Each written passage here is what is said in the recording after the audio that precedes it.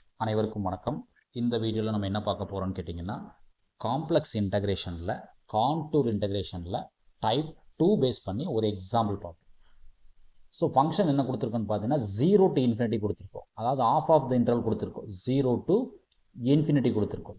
யூஸ்வலாக நமக்கு -infinity to +infinity நமக்கு போட முடியும். அப்போ இந்த டேர்மை கன்வெர்ட் பண்ணணும். அதுக்கு சில ரூல் இருக்குது.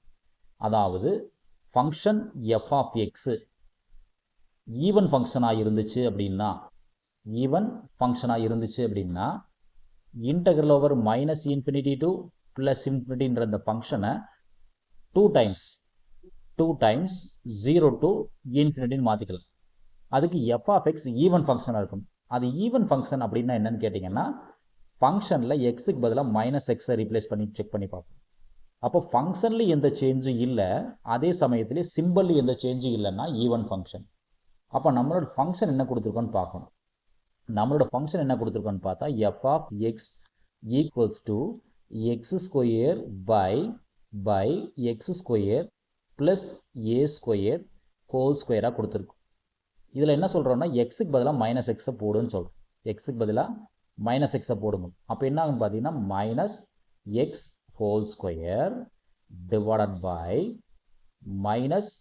-x whole square plus a² whole square ஆயிரும்.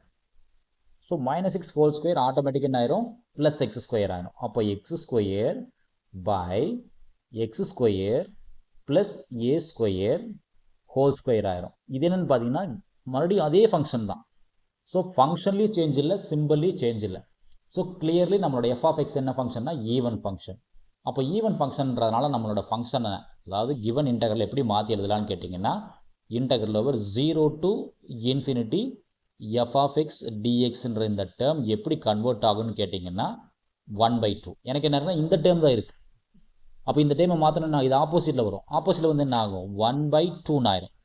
1/2 whole interval -infinity to +infinity f of x dx எழுதிக்கலாம். சரிங்களா? ஸோ காச்சி ரெசிடியூ தியரம் என்ன சொல்லுதுன்னு கேட்டிங்கன்னா, definition of Cauchy residue theorem என்ன சொல்லுதுன்னு கேட்டிங்கன்னா, இந்த -infinity to +infinity f of x dxன்ற இந்த டேர்ம் எப்படி கன்வெர்ட் ஆகுன்னு கேட்டிங்கன்னா, integral over -r to +r f of x dx plus integral over closed region upper half of the semicircle f of x dx பிரிச்சுக்கலாம் அப்படின்னு காச்சி residue தியரத்தோட definition. ஓகேங்களா? இப்போ suppose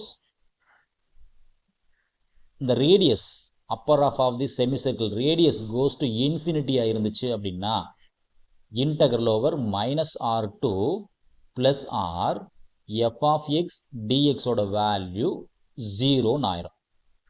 அப்போ previous ஈக்குவேஷனில் அப்ளை பண்ணால் என்ன ஆகும்னு கேட்டிங்கன்னா, integral over 0 to infinity f of x dx எப்படி கன்வெர்ட் ஆகுன்னு கேட்டிங்கன்னா, இந்த டேர்ம் 0 இல்லையா, இந்த பர்டிகுலர் டேர்ம் 0 ஆயிரும். அப்போ என்ன ஆகும், 1/2 integral over closed region upper half of the semicircle இதை f of z dz எழுதிக்கலாம். So f of z dz closed ரீஜியனில் இருந்துச்சுன்னா இதனோட ஆன்சர் என்னன்னு கேட்டிங்கன்னா, ரெசிடியூ தியரத்துப்படி 2πi into sum of residues of f of z. சரிங்களா? அப்போ இந்த 2வும் என்ன பண்ணலாம், 2வும் கட்டாயம். ஸோ கடைசி என்ன இருக்கு நமக்கு, πi into sum of residues of f of z தான் இருக்கு. சரிங்களா? இது ஈக்குவேஷன் நம்பர் 1ன்னு கூட எடுத்துக்கலாம். ஈக்குவேஷன் நம்பர் 1 எடுத்துக்கலாம். சரிங்களா? இப்போ தான் நம்மளோட f of zக்கு போகிறோம். என்னோட f of z எதுக்காக, f of z poles find பண்ணணும். அப்போ தான் ரெசிடியூ ஃபைன் பண்ண முடியும். லெட் f of z சம்மில் என்ன கொடுத்துருக்கோன்னு பார்த்தீங்கன்னா x² கொடுத்துருக்கோம். அப்போ z² by z² plus a² whole square எடுத்துக்கலாம்.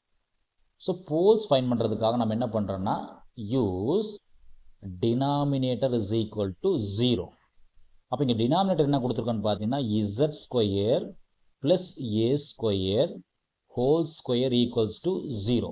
அதாவது a ஸ்கொயர் ஈக்குவல்ஸ் டு 0 அப்படின்னா a ஈக்குவல் டு 0 எவ்வளோ டைம்ஸ் பார்த்தீங்கன்னா ட்வைஸ், 2 டைம். அந்த லாஜிக் படி பார்த்தீங்கன்னா என்ன ஆகும்னா z square plus a square equals to 0 ஆகும்.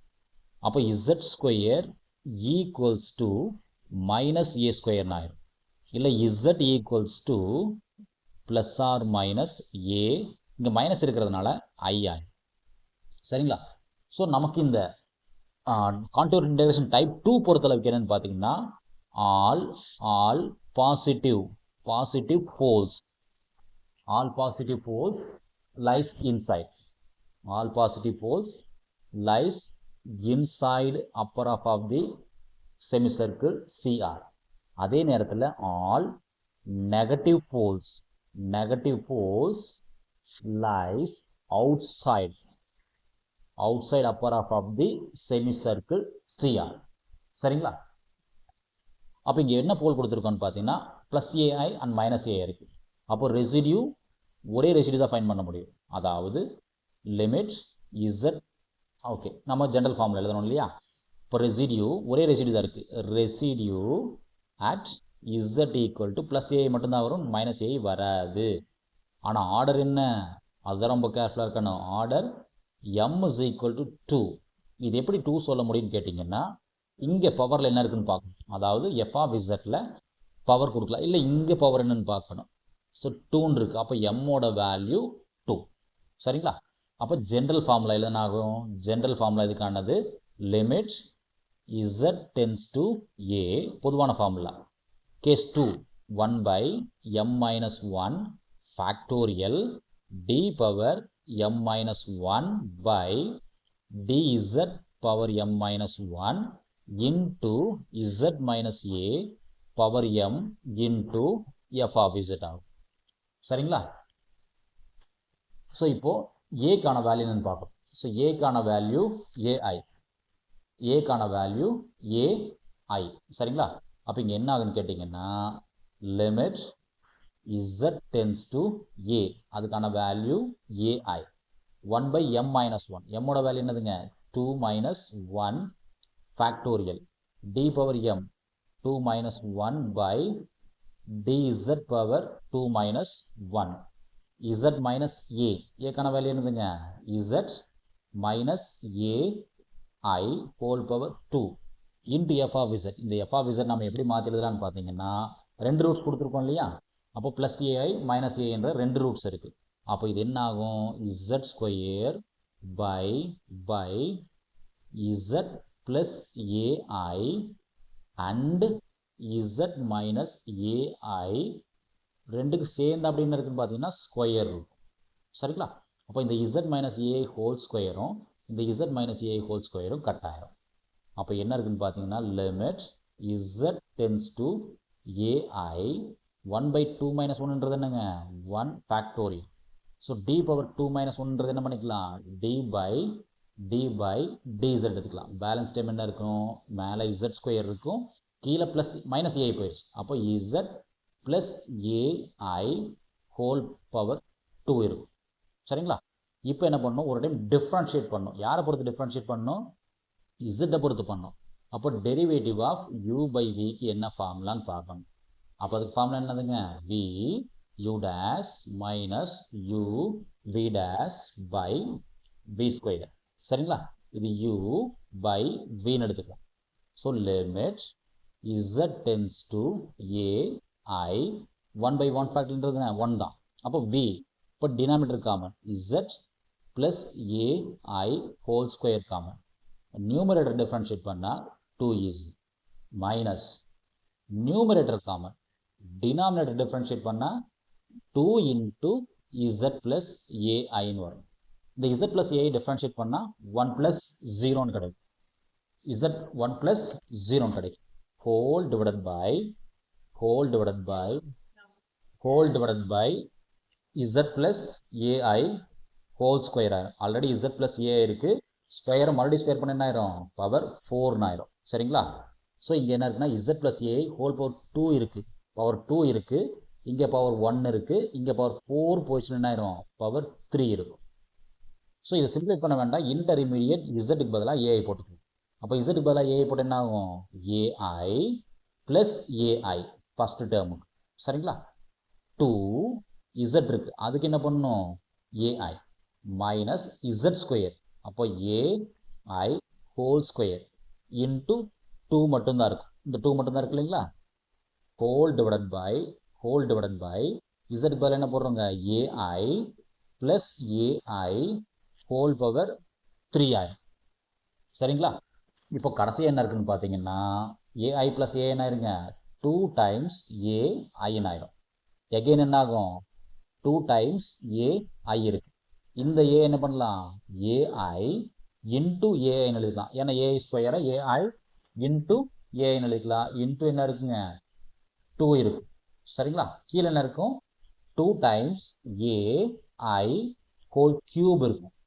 அப்போ இது என்ன பண்ணலாம், ஒரு 2ஏஐயும் இங்கே இருக்கக்கூடிய பவரில் இருக்கக்கூடிய ஒரு 2ஏஐயும் இங்கே இருக்கக்கூடிய ஒரு 2ஏஐ கேன்சல் பண்ணிக்கலாம். அப்போ கடைசி என்ன இருக்கும், 2ஏஐ இங்கே இருக்கும், மைனஸ் ஏஐ இருக்கும், கீழே என்ன இருக்குங்க, 2ஏஐ ஹோல் ஸ்கொயர் இருக்கும்.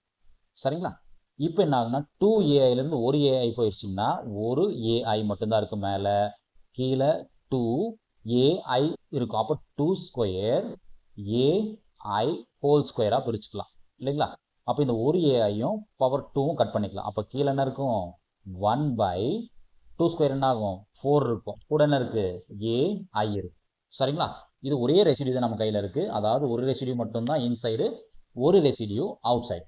இப்போ ஈக்குவேஷன் நம்பர் 1க்கு போகிறோம். ஸோ ஈக்குவேஷன் நம்பர் 1ல் என்ன வச்சுருக்கோம், pi i into sum of residues, pi i into sum of residues, அதாவது integral 0 to infinity f of x dx ஓட வேல்யூ கடைசி என்ன இருக்குது நம்ம கையில், 4π into sum of residues, 4π into pi I into sum of residues. So pi I into sum of residues, pi I into sum of residues of f of z. சரிங்களா? அப்போ என்ன இருக்கு, pi I ரெசிடியூஸ் என்னது, ஒரே residue தான் 4ai. அப்போ இந்த ஐயும் கட் ஆயிரும். கடைசி என்ன இருக்கு நமக்கு, pi by 4a இருக்கும். அதாவது integral over 0 to infinity x square dx by x square plus a square whole square ஓட வேல்யூ pi by 4a. நன்றி, மீண்டும் இன்னொரு வீடியோவில் பார்ப்போம். இந்த வீடியோ உங்களுக்கு பிடிச்சிருந்துச்சுன்னா லைக் பண்ணுங்கள், உங்கள் ஃப்ரெண்ட்ஸுகளுக்கு ஷேர் பண்ணுங்கள், சப்போர்ட் பண்ணுங்கள். தேங்க்யூ, நன்றி.